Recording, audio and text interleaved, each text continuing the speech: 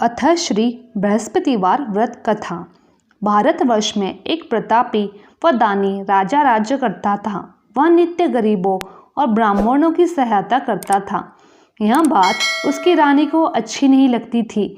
वह न तो गरीबों को दान देती, न भगवान का पूजन करती और राजा को भी दान देने से मना किया करती थी। एक दिन राजा शिकार खेलने वन को गए हुए थे तो रानी महल में अकेली थी। उसी समय बृहस्पति देव साधु वेश में राजा के महल में भिक्षा के लिए गए और भिक्षा मांगी। रानी ने भिक्षा देने से इनकार कर दिया। कहा, हे साधु महाराज, मैं तो दान पुण्य से तंग आ गई हूँ। मेरा पति सारा धन लुटाते रहता है। मेरी इच्छा है कि हमारा धन नष्ट हो जाए, फिर न रहेगा बांस न बजेगी बांसुरी। साधु ने कहा, देवी तुम तो बड़ी विचित्र हो। धन संतान तो सभी चाहते हैं, पुत्र और लक्ष्मी तो पापी के घर में भी होनी चाहिए। यदि तुम्हारे पास अधिक धन है तो भूखों को भोजन खिलाओ, प्यासों के लिए प्याऊ बनाओ, मुसाफिरों के लिए धर्मशालाएं खुलवाओ। जो निर्धन अपनी कुंवारी कन्या का विवाह नहीं कर सकते उनका विवाह करा दो। ऐसे कोई काम कीजिए जिनके करने से तुम्हारा यश लोक परलोक में फैलेगा। परंतु रानी को इस उपदेश का कोई प्रभाव न पड़ा। वह बोली, महाराज आप मुझे न कुछ न समझाइए। मैं ऐसा धन नहीं चाहती जो हर जगह बांटती फिरूं। साधु ने उत्तर दिया, यदि तुम्हारी ऐसी इच्छा है तो तथास्तु, तुम ऐसा करना। बृहस्पतिवार को घर लीपकर पीली मिट्टी से फिर अपना सर धोकर स्नान करना, भट्टी चढ़ाकर कपड़े धोना। ऐसा करने से आपका सारा धन नष्ट हो जाएगा। इतना कहकर वह साधु महाराज वहां से आलोप हो गए। साधु के कहनानुसार कही हुई बातों पूरा करते ही रानी को केवल 3 बृहस्पतिवार ही बीते थे। उसकी समस्त धन संपत्ति नष्ट हो गई। भोजन के लिए राजा का परिवार तरसने लगा। तब एक दिन राजा ने रानी से बोला, हे रानी, तुम यहीं रहो, मैं दूसरे देश को जाता हूँ, क्योंकि यहाँ पर सभी लोग मुझे जानते हैं, इसलिए मैं यहाँ कोई छोटा कार्य नहीं कर सकता। ऐसा कहकर राजा परदेश चला गया। वहाँ वह जंगल से लकड़ी काट कर लाता और शहर में बेचता। इस तरह अपना जीवन व्यतीत करने लगा। इधर राजा के परदेश जाते ही रानी और दासी दुखी रहने लगी। एक बार जब रानी और दासी को 7 दिन तक बिना भोजन के रहना पड़ा तो रानी ने अपनी दासी से कहा, हे दासी, पास ही नगर में मेरी बहन रहती है, वह बड़ी धनवान है, तू उसके पास जा, कुछ ले आ ताकि थोड़ी गुजर बसर हो जाए। दासी रानी की बहन के पास गई। उस दिन गुरुवार था। रानी की बहन उस समय बृहस्पतिवार की व्रत कथा सुन रही थी। दासी ने रानी की बहन को अपनी रानी का संदेशा दिया, लेकिन रानी की बड़ी बहन ने कोई उत्तर नहीं दिया। जब दासी को रानी की बहन से कोई उत्तर नहीं मिला तो वह बहुत दुखी हुई। उसे क्रोध भी आया। दासी ने वापस आकर रानी को सारी बात बता दी। सुनकर रानी ने अपने भाग्य को कोसा। उधर रानी की बहन ने सोचा कि मेरी बहन की दासी आई थी, परंतु उससे नहीं बोली तो इससे वह बहुत दुखी हुई होगी। कथा सुनकर पूजन समाप्त करके वह अपनी बहन के घर आई। कहने लगी, है बहन, मैं बृहस्पतिवार का व्रत कथा कर रही थी। तुम्हारी दासी मेरे घर आई थी, परंतु जब तक कथा होती है तब तक न उठते हैं न ही बोलते हैं, इसलिए मैं नहीं बोली। कहो दासी क्यों गई थी? रानी बोली, बहन तुमसे क्या छिपाऊं, हमारे घर तो खाने को अनाज तक नहीं था। ऐसा कहते ही रानी की आंखें भर आई। उसने दासी समेत पिछले 7 दिनों के भूखे रहने तक की बात अपनी बहन को विस्तार पूर्वक सुना दी। रानी की बहन बोली, देखो बहन, भगवान बृहस्पति देव सबकी मनोकामना को पूर्ण करते हैं। देखो शायद तुम्हारे घर में अनाज रखा हो। पहले तो रानी को विश्वास नहीं हुआ, पर बहन के आग्रह पर उसने अपनी दासी को अंदर भेजा तो सचमुच अनाज से भरा एक घड़ा मिला। यह देखकर दासी को बड़ी हैरानी हुई। दासी रानी से कहने लगी, है रानी, जब हमको भोजन नहीं मिलता तो हम व्रत ही तो करते हैं, इसीलिए क्यों ना इनसे व्रत और कथा विधि पूछ ली जाए ताकि हम भी व्रत कर सके। तब रानी ने अपनी बहन से बृहस्पतिवार के व्रत के बारे में पूछा। उसकी बहन ने बताया, बृहस्पतिवार के व्रत में चने और दाल की मुनक्का से भगवान विष्णु का केले की जड़ में पूजन करे तथा दीपक जलाए, व्रत कथा सुने, पीला भोजन ही करे, इससे बृहस्पति देव प्रसन्न होते हैं। व्रत पूजन विधि बताकर रानी की बहन अपने घर लौट गई। 7 दिन के बाद जब गुरुवार आया तो रानी और दासी ने व्रत किया। गुड़साल में जाकर चना गुड़ लेकर आई, फिर उससे केले की जड़ में तथा विष्णु भगवान का पूजन किया। अब पीला भोजन कहाँ से आए, इस बात को लेकर दोनों दुखी थे, लेकिन उन्होंने व्रत रखा था, इसलिए बृहस्पति देव उनसे प्रसन्न हुए थे। इसलिए वे साधारण व्यक्ति का रूप धारण कर 2 थालों में सुंदर पीला भोजन दासी को दे गए। भोजन दास पाकर दासी प्रसन्न हुई, फिर रानी के साथ मिलकर भोजन ग्रहण किया। उसके बाद सभी गुरुवार का व्रत किया और पूजन करने लगी। बृहस्पति भगवान की कृपा से उनके पास फिर धन संपत्ति आ गई, परंतु रानी फिर से पहले की तरह आलस्य करने लगी। तब दासी बोली, देखो रानी, तुम पहले भी इस प्रकार आलस्य करती थी, तुम्हें धन रखने में कष्ट होता था, इस कारण सभी धन नष्ट हो गया। अब जब भगवान बृहस्पति की कृपा से धन मिला है तो तुम फिर से आलस्य कर रही हो। रानी को समझाते हुए दासी कहती है कि बड़ी मुसीबतों के बाद हमने धन पाया है, इसलिए हमें दान पुण्य करना चाहिए, भूखे मनुष्य को भोजन कराना चाहिए और धन शुभ कार्यों में खर्च करना चाहिए, जिससे तुम्हारा कुल का यश बढ़ेगा, स्वर्ग की प्राप्ति होगी, पितृ प्रसन्न होंगे। दासी की बात मानकर रानी अपना धन शुभ कार्यों में खर्च करने लगी, जिससे पूरे नगर में उसका यश फैलने लगा। एक दिन राजा दुखी होकर जंगल में एक पेड़ के नीचे आसन जमाकर बैठ गया। वह अपनी दशा को याद करके व्याकुल होने लगा। बृहस्पतिवार का दिन था। एकाएक उसने देखा कि निर्जल वन में एक साधु प्रकट हुए। वह साधु वेश में स्वयं बृहस्पति देवता थे। लकड़हारे के सामने आकर बोले, हे लकड़हारे, इस सुनसान जंगल में तू चिंता मग्न क्यों बैठा है? लकड़हारा ने दोनों हाथ जोड़कर प्रणाम किया। उत्तर दिया, महात्मा जी, आप सब कुछ जानते हो, मैं क्या कहूँ?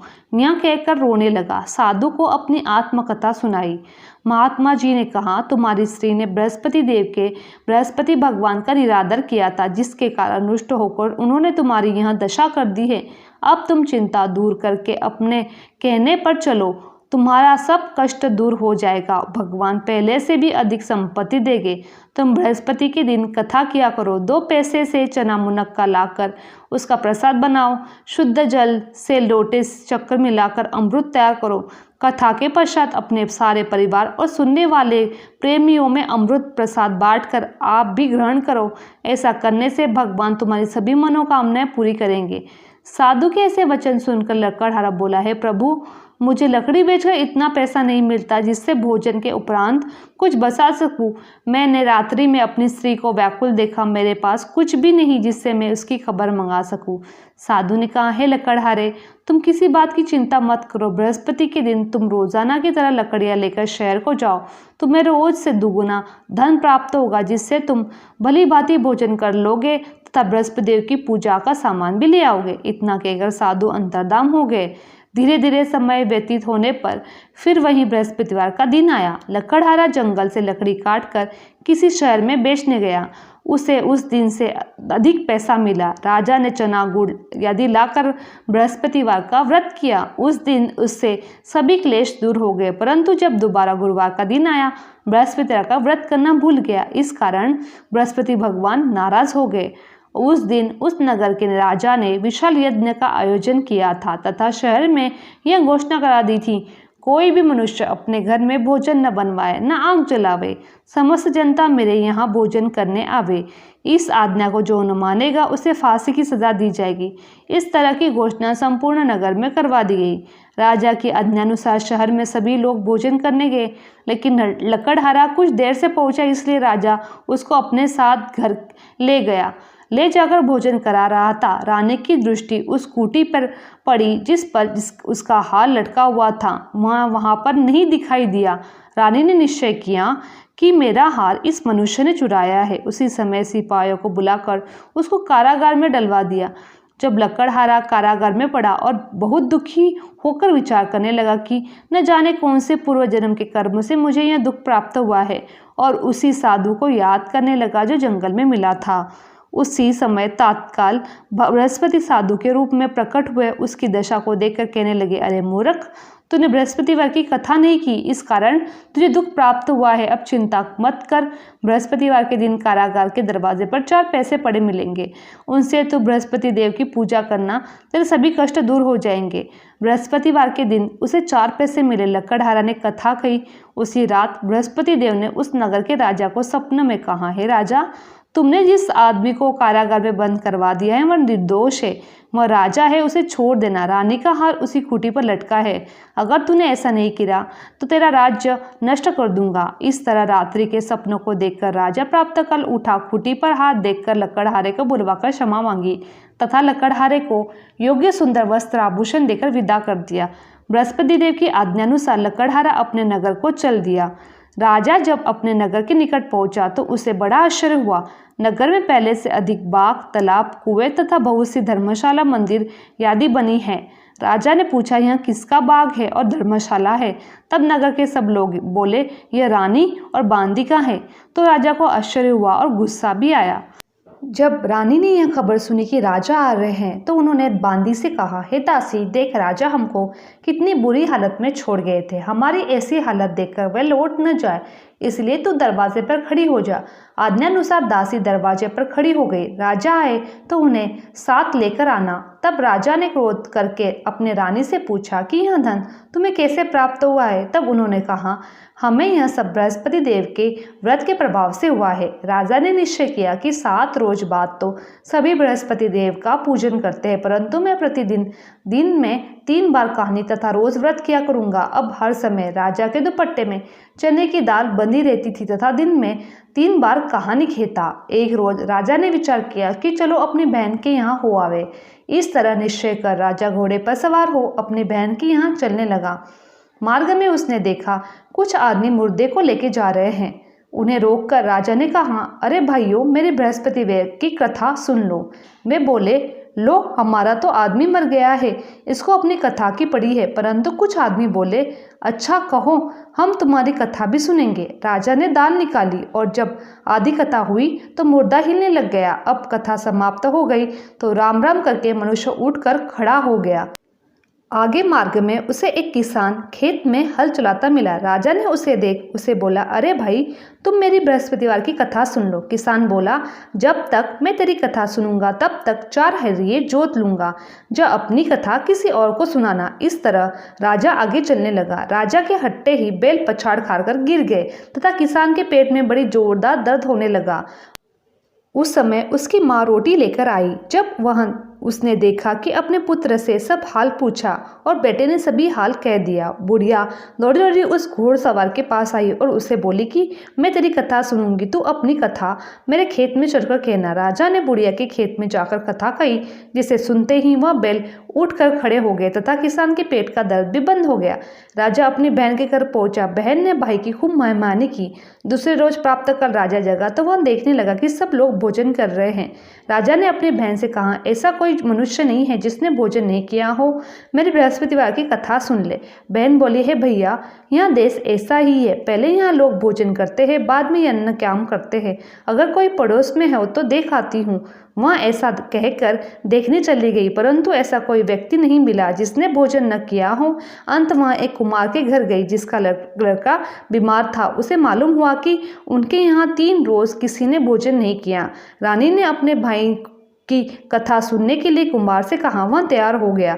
राजा ने जाकर बृहस्पतिवार की कथा कही, जिससे सुनकर उसका लड़का ठीक हो गया। अब तो राजा की प्रशंसा होने लगी। एक रोज राजा ने अपनी बहन से कहा, बहन, हम घर जाएंगे, तुम भी तैयार हो जाओ। राजा की बहन ने अपनी सास से कहा। सास ने कहा, चली जाओ, परंतु लड़कों को मत लेके जाना, क्योंकि तेरे भाई की कोई औलाद नहीं है। बहन ने अपने भाई से कहा, हे भाई, मैं तो चलूंगी, पर कोई बालक नहीं चलेगा। राजा बोला, जब कोई बालक नहीं चलेगा तो तुम क्या करोगी? बड़े दुखी मन से राजा अपने नगर की ओर लौट गया। राजा ने अपनी रानी से कहा, हम निरवंशी हैं, हमारा मुंह देखने का धर्म नहीं है और कुछ भोजन आदि नहीं किया। रानी बोली, हे प्रभु, बृहस्पति देव ने हमें सब कुछ दिया है, हमें औलाद अवश्य देंगे। उसी रात बृहस्पति देव ने राजा के स्वप्न में कहा, हे राजा, उठ, सभी सोच को त्याग दे, तेरी रानी गर्भ से है। राजा को यह बात सुनकर बड़ी खुशी हुई। 9वें महीने उसके गर्भ में एक सुंदर पुत्र पैदा हुआ। तब राजा ने रानी से बोला, स्त्री बिना भोजन के रह सकती है पर कहे बिना नहीं। जब मेरी बहन आवे तुम उसे कुछ मत कहना। रानी ने सुनकर हाँ कर दी। जब राजा की बहन यह समाचार सुनकर बड़ी खुश हुई तथा बधाई लेकर अपने भाई के यहाँ आई, तभी रानी ने कहा, घोड़ा चढ़कर तो नहीं आई, गधा चढ़ी आई। राजा की बहन बोली, भाभी मैं इस प्रकार न कहती तो तुम्हें औलाद कैसे मिलती। बृहस्पति देव ऐसे ही है, जैसे जिसके मन में कामना है सभी को पूर्ण करते हैं। जो सद्भावना से बृहस्पतिवार का व्रत करता है एवं कथा पढ़ता है अथवा सुनता है, दूसरों को सुनाता है, बृहस्पति देव उसकी सभी मनोकामनाएं पूर्ण करते हैं। भगवान बृहस्पति देव उसकी सदैव रक्षा करते हैं। संसार में जो मनुष्य सद्भाव से भगवान जी की पूजन व्रत सच्चे हृदय से करते हैं तो उनकी सभी मनोकामनाएं पूर्ण करते हैं।